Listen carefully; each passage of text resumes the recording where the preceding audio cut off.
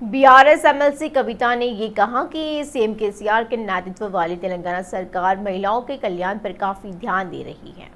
उन्होंने ये भी कहा है कि सीएम केसीआर ने बालिकाओं को हर तरह से विकसित करने के इरादे से कई योजनाओं को लागू कर देश को प्रेरित किया है। उन्होंने समझाया है कि महिलाओं के कल्याण के लिए किसी भी अन्य राज्य की तुलना में तेलंगाना में अधिक काम किए जा रहे हैं। महिला कल्याण दिवस के अवसर पर, जिसे तेलंगाना गठन उत्सव के हिस्से के रूप में मनाया जा रहा है, कविता ने महिला जगत को बधाई दी है और ये उल्लेखनीय किया गया है कि मुख्यमंत्री केसीआर ने घर के मुखिया के रूप में कल्याण लक्ष्मी, घर के डॉक्टर के रूप में केसीआर पोषण किट, चाचा के रूप में केसीआर किट और अभिभावक के रूप में अम्मा ओडी और स्वास्थ्य के दाता के रूप में आरोग्य लक्ष्मी और स्वास्थ्य के दाता के रूप में शीटेम्स का समर्थन किया है। उन्होंने कहा है कि बीड़ी श्रमिकों को पेंशन दिलाने का आश्वासन देकर वे अकेली महिलाओं के लिए कट्टू हो गए हैं। उन्होंने कहा है कि केसीआर स्थानीय संगठनों में महिलाओं के लिए 50% आरक्षण प्रदान करने और उन्हें राजनीतिक व्यवस्था में भाग लेने का श्रेय के हकदार है। उन्होंने याद दिलाया कि मिशन भागीरथ कार्यक्रम को बोतलों के साथ पानी के लिए किलोमीटर पैदल चलकर घर तक सुरक्षित पानी पहुंचाने के इरादे से लाया गया था। मेयर गढ़वाल विजयलक्ष्मी ने कहा है कि जीएचएमसी इस महीने की 16 तारीख को वार्ड कार्यालय खोलेगा और उन्होंने कहा कि इन वार्ड कार्यालयों के माध्यम से लोगों को और अधिक सेवाएं प्रदान करने और उनसे बातचीत करने का अवसर मिलेगा। मंत्री ने प्रगति भवन में केटीआर, तलसानी, बीआरएस पार्षदों के साथ बैठक करी और इसी मौके पर मंत्री केटीआर और तलसानी ने हैदराबाद शहर के विकास के साथ साथ बीआरएस सरकार के कल्याणकारी कार्यक्रमों को लोगों तक पहुंचाने के लिए जनता का मार्गदर्शन किया। पता चला है कि तेलंगाना दशक के जश्न की पृष्ठभूमि में 16 तारीख को वार्ड कार्यालय खोले जा रहे हैं। पीसीसी अध्यक्ष रेवंत रेड्डी ने ओआरआर लीज मामले में एचएमडीए आयुक्त अरविंद कुमार द्वारा भेजे गए कानूनी नोटिस का जवाब दिया। रेवंत रेड्डी ने कानूनी नोटिस वापस लिए। उन्होंने स्पष्ट किया कि यह नोटिस लोकतंत्र की भावना के खिलाफ है। रेवंत ने आरोप लगाया है कि यह नोटिस उन्हें सत्ता पक्ष की अनियमितताओं पर सवाल उठाने के लिए दबाने के इरादे से भेजा गया था। रेवंत ने कहा है कि कानूनी नोटिस में उल्लेखित सभी आरोप झूठे हैं। अरविंद कुमार इस बात से नाराज थे कि वह ओआरआर टेंडर मामले में मांगी गई जानकारी के बिना एक राजनेता की तरह हमला कर रहे हैं, भले ही ओआरआर से अधिक राजस्व मिलने की संभावना हो। रेवंत ने कहा है कि वह उस दिशा में नहीं सोच रहे हैं। उन्होंने कहा है कि आईआरबी को 30 साल के टोल संग्रह का टेंडर सिर्फ 7,000 में सौंपने में अनियमितता हुई है। सरकार अंतर्राष्ट्रीय मानकों के साथ बुनियादी ढांचा कोकापेट नियोपोलिस के तौर पर प्रदान कर रही है। आईटी कॉरिडोर में कोकापेट नियोपोलिस लेआउट को अंतर्राष्ट्रीय मानकों के साथ तैयार किया गया है। तेलंगाना सरकार बहुत महत्वाकांक्षी रही है और उसने लेआउट में आईटी कंपनियां और आवासीय भवनों के निर्माण को सक्षम करने के लिए पूर्ण आधारभूत संरचना प्रदान करके विकास कार्यों को शुरू किया है।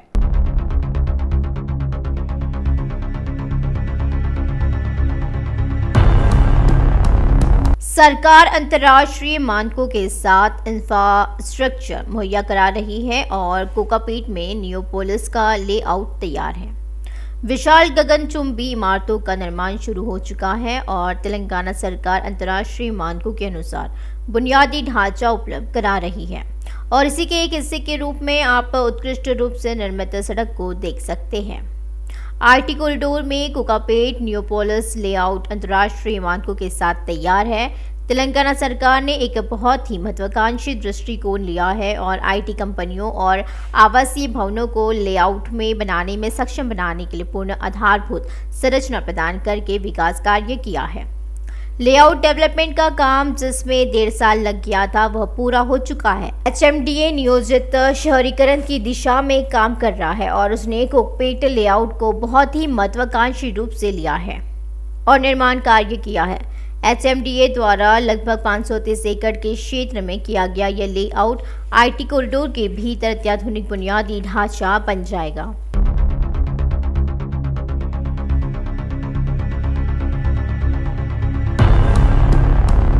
एचएमडीए पहले ही भूखंडों की एक किश्त बेच चुका है। शेष भूखंडों की दूसरी किश्त में बेचने की योजना बना रहा है। एचएमडीए द्वारा अब तक विकसित किए गए लेआउट के वितरित कोकापेट नियोपोलिस लेआउट को चौड़ी सड़कों के साथ डिजाइन किया गया है। 150 फीट से शुरू होकर 1,20,100 फीट चौड़ी सड़कों का निर्माण किया गया और उनके चारों ओर विशेष रूप से बॉक्स ड्रेन का निर्माण किया गया है और इसी के कारण लेआउट का निर्माण किया गया है ताकि भविष्य में केबलों के लिए विशेष खुदाई किए बिना किसी भी केबल को बॉक्स ड्रेन के माध्यम से ले जाया जा सके। भविष्य की ज़रूरतों को ध्यान में रखते हुए सड़क के दोनों ओर जगह उपलब्ध कराई गई है। सब स्टेशन के लिए करीब 5 एकड़ जमीन चिन्हित करी गई है। वही माई होम कंस्ट्रक्शन, प्रेस्टीज और राजपुष्पा जैसी बड़ी कंस्ट्रक्शन कंपनियों ने लेआउट में अपने प्रोजेक्ट शुरू कर दिए हैं। साथ ही सरकार द्वारा जाति समुदाय को आवंटित स्थानों में कुछ स्वाभिमान भवनों का निर्माण किया गया है, जबकि अन्य निर्माणाधीन हैं।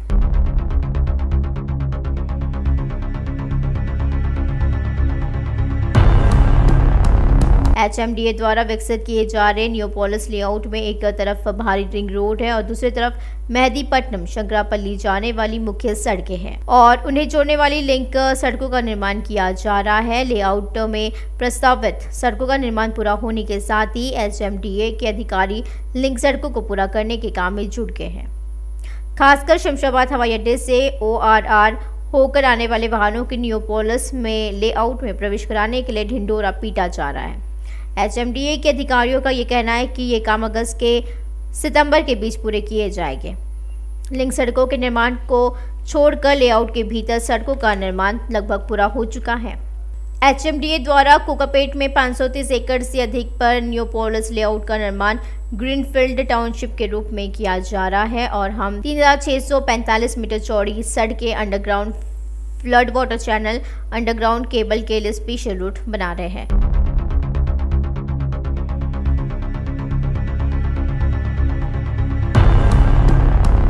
विशेष रूप से हम निर्माण के मामले में आवश्यक बिजली की आपूर्ति के लिए सबस्टेशन के साथ साथ ट्रांसफार्मर भी स्थापित कर रहे हैं और इस लेआउट में अगले 7 वर्षों में लगभग 7 लाख कर्मचारियों को रोजगार देने के लिए विभिन्न राष्ट्रीय अंतर्राष्ट्रीय IT और IT आधारित कंपनियों की स्थापना की जा रही है।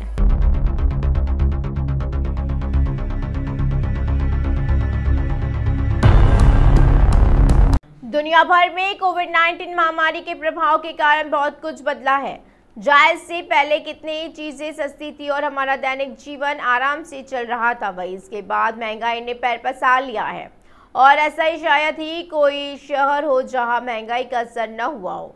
आइए यह जानते हैं कि क्या हैदराबाद, बेंगलुरु व मुंबई से सस्ता है या फिर महंगा है।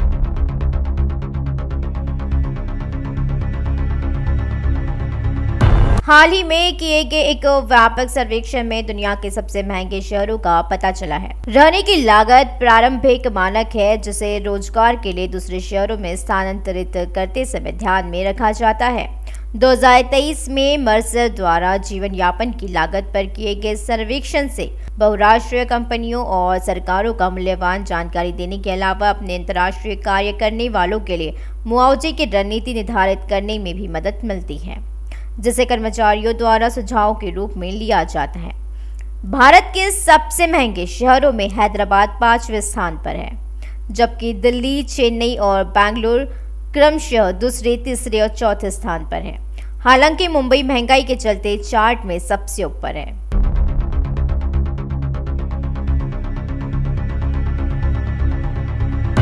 अंतर्राष्ट्रीय स्तर पर हैदराबाद 227 में से 202वें स्थान पर है, जबकि मुंबई दुनिया के सबसे महंगे शहरों में 147वें स्थान पर है। हैदराबाद भारत के शहरों में जीवन की गुणवत्ता में सबसे ऊपर है। रहने की गुणवत्ता के मामले में हैदराबाद ने शीर्ष पर अपना स्थान सुरक्षित कर लिया है। पुणे, बेंगलुरु, मुंबई और कोलकाता के साथ इस वर्ष की रैंकिंग में 200 से अधिक वस्तुओं की तुलनात्मक लागत के माप के साथ 5 महाद्वीपों के 227 शहर शामिल हैं। रैंकिंग करते समय आवास, परिवहन, भोजन, कपड़े, घरेलू सामान और मनोरंजन सहित मापदंडों को ध्यान में रखा गया है।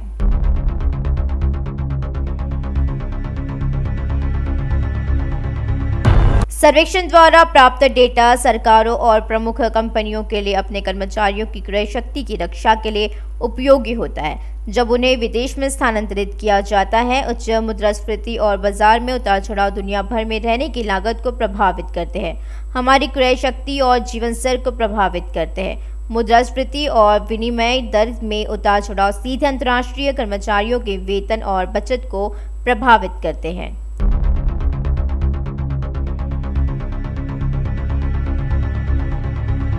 सर्वेक्षण के अनुसार हैदराबाद, कोलकाता, चेन्नई, पुणे और बैंगलोर में आवास की लागत मुंबई की तुलना में कम है, जबकि आवास की लागत कोलकाता में सबसे कम है। सर्वेक्षण कहता है कि किराए की कीमतें पूरे भारतीय शहरों में बढ़ी है। हालांकि पिछले साल की तुलना में सबसे ज्यादा उछाल मुंबई में देखा गया। हैदराबाद और कोलकाता में किराए की दरों में मामूली वृद्धि देखी गई है, जबकि बैंगलोर, नई दिल्ली, पुणे और चेन्नई में आवास के किराए में मामूली वृद्धि हुई है।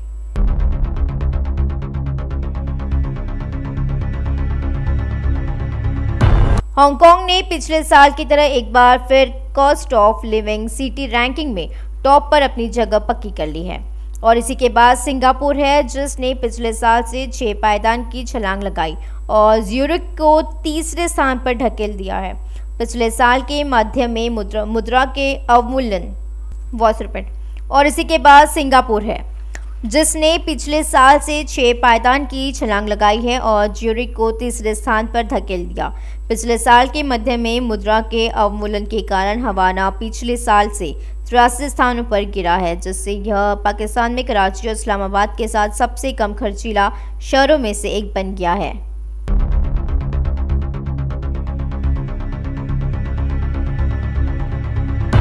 न्यूयॉर्क शहर का उपयोग सभी शहर रैंकिंग तुलनाओं के लिए आधार शहर के रूप में किया जाता है। करेंसी मूवमेंट को अमेरिकी डॉलर के मुकाबले मापा जाता है। सर्वेक्षण में 400 से अधिक शहर शामिल है। मर्सर के रहने और किराए के आवास की लागत की तुलना में उपयोग किए गए आंकड़े मार्च 2023 में किए गए सर्वेक्षण से प्राप्त हुए हैं।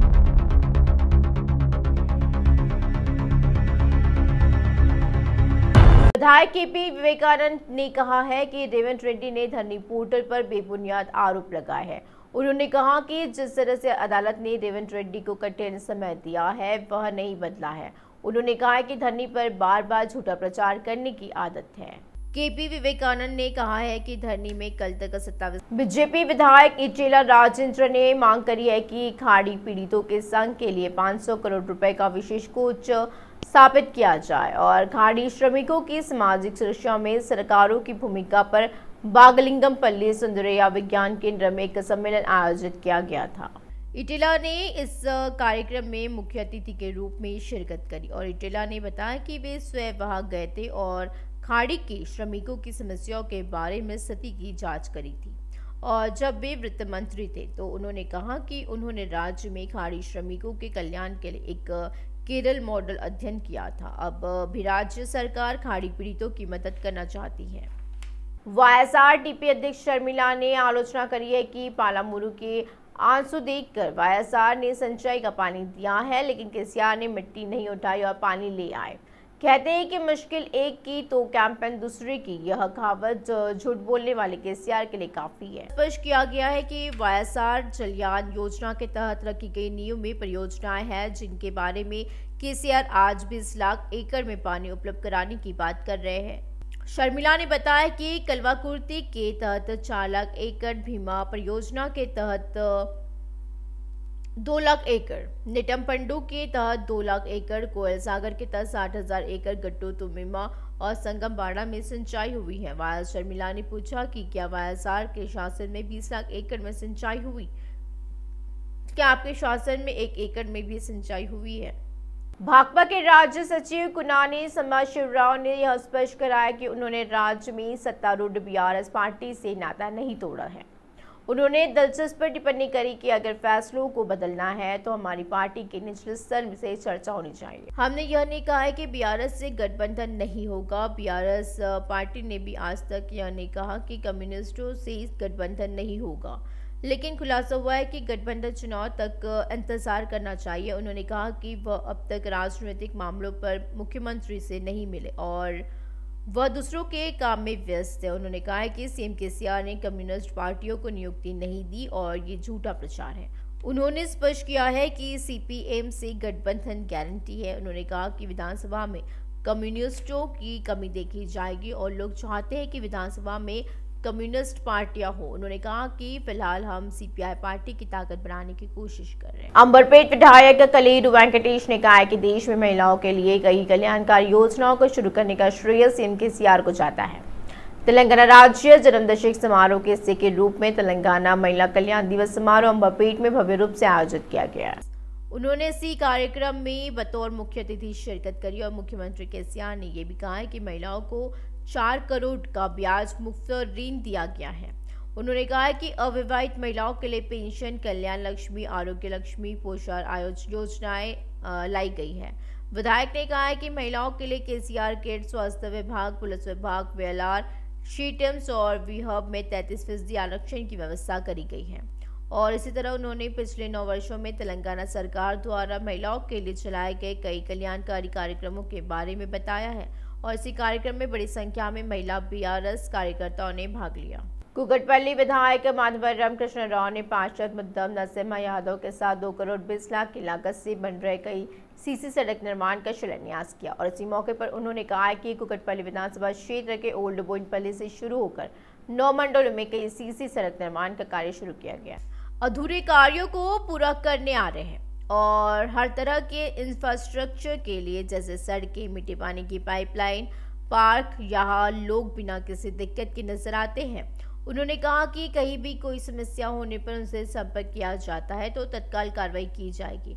विधायक ने कहा कि सीएम केसीआर और मंत्री केटीआर की मदद और सहयोग से निर्वाचन क्षेत्र को एक आदर्श निर्वाचन क्षेत्र में परिवर्तित किया जाएगा। 12 का वाइस इसी कार्यक्रम में प्रतियोगी पार्षद डॉक्टर शिरीषा ओम प्रकाश ने शिरकत करी और इसी मौके पर उन्होंने कहा कि सीएम केसीआर के नेतृत्व में महिलाओं के कल्याण के लिए कई योजनाएं लाई गई हैं। शिरीषा ने कहा है कि तेलंगाना सरकार महिला सशक्तिकरण के लिए काम कर रही है। दशक उत्सव के तहत आज प्रदेश भर में महिला दिवस कार्यक्रम का आयोजन किया गया। क्राउन फंक्शन हॉल में आयोजित इस कार्यक्रम में प्रतियोगी पार्षद डॉक्टर शिरीषा ओम प्रकाश ने विधायक कलेरू वेंकटेश के संरक्षण में महिला दिवस का आयोजन किया है। रागिनी लक्ष्मण रेड्डी ने कहा है कि कांग्रेस सरकार में हर 6 महीने में एक बार नया राशन कार्ड जारी किया जाता था। केसीआर सरकार नए राशन कार्ड को मंजूरी नहीं दे रही है। उन्होंने कहा है कि 10 साल की अवधि में ऊपर विधानसभा क्षेत्र में 3000 से अधिक लोगों ने नए राशन कार्ड के लिए आवेदन किया है। उन्होंने अपनी अधीरता व्यक्त करी है कि राज्य सरकार गरीबों को नए राशन कार्ड जारी नहीं करने की स्थिति में है। दशक उत्सव के तहत तेलंगाना महिला कल्याण दिवस के अवसर पर कोठी उस्मानिया मेडिकल कॉलेज में महिला रक्तदान शिविर का आयोजन किया गया है।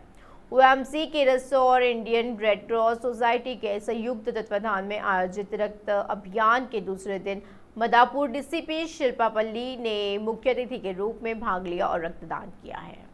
डीसीपी शिल्पा पल्ली ने कहा है कि देश की आधी आबादी महिलाएं रक्तदान करने में पिछड़ रही है और इससे आपात स्थिति में खून की कमी से कई लोगों की जान जा रही है। महिलाओं द्वारा रक्तदान करने से न केवल स्वास्थ्य समस्याओं से बचाव होता है बल्कि हीमोग्लोबिन प्रतिशत भी बढ़ता है। महिला मुक्केबाजी चैंपियन निखित जरी ने 26 और 27 अगस्त को होने वाले एनएनडीसी हैदराबाद मैराथन के 12वें संस्करण की जर्सी का अनावरण किया है। हैदराबाद रनर्स एसोसिएशन के तत्वाधान में मैराथन का आयोजन 5K, 10K, 21K और 42K वर्ग में किया जाएगा। एनएनडीसी के निदेशक अमित मुखर्जी ने हैदराबाद मैराथन के निदेशक प्रशांत के साथ निखत मैराथन टी-शर्ट लॉन्च करी है। उन्होंने मैराथन में भाग लेने में प्रसन्नता व्यक्त करी और जो लोगों में स्वास्थ्य जागरूकता पैदा करने के लिए बड़ी महत्वाकांक्षा के साथ आयोजित की जा रही है। आयोजकों ने कहा है कि मैराथन की तैयारी के लिए खेल से जुड़े कपड़ों, सामान और सामान की प्रदर्शनी लगाई जाएगी। एनएनडीसी निदेशक ने मैराथन के रूट मैप की घोषणा की और उत्साही लोगों को अपना नाम दर्ज कराने की सलाह दी है। साई मेधा कोठी संस्थान के निदेशक जैसी रुद्र प्रताप, सह निदेशक शशिकांत वाल्मीकिलू ने कहा है कि उनके छात्रों ने तेलंगाना ASET के परिणामों में धूम मचाई है। कल जारी किए गए परिणामों में बताया गया है कि उनके छात्रों ने EEE, CSE और ECE, DME और DCE विभागों में राज्य में पहली रैंक हासिल करी है। इसी अवसर पर कोठी स्थित संस्थान के प्रांगण में राज्य प्रथम श्रेणी के विद्यार्थियों का अभिनंदन किया गया और उन्होंने कहा कि उनके संस्थान में वे छात्रों को इस तरह से प्रशिक्षित कर रहे हैं जो ऑनलाइन और ऑफलाइन कक्षाओं के साथ समझ में आता है। उन्होंने बताया कि आने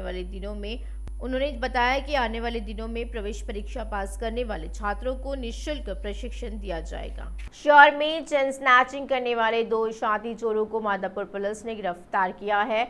माधापुर डीसीपी शिल्पावली ने कहा है कि इरफान और नागराजो एक बाइक पर यात्रा कर रहे थे और उसी दिन रात 9 बजे से 2 घंटे तक माधापुर और रायदुर्गम इलाके में 5 जगहों पर छीना झपटी करी है। बताया गया है कि उन्होंने सड़क पर महिलाओं को निशाना बनाया और चेन स्नैचिंग करी है। उन्होंने कहा है कि अकेले घूमने वाली महिलाओं के साथ साथ पैदल चलने वाले जोड़ों को भी नहीं छोड़ा जाएगा। बताया गया है कि स्नैचिंग करते हुए हमलावरों की रोकने वाले युवकों पर पेट्रोलिंग मोबाइल पुलिस पलट गई और उन्होंने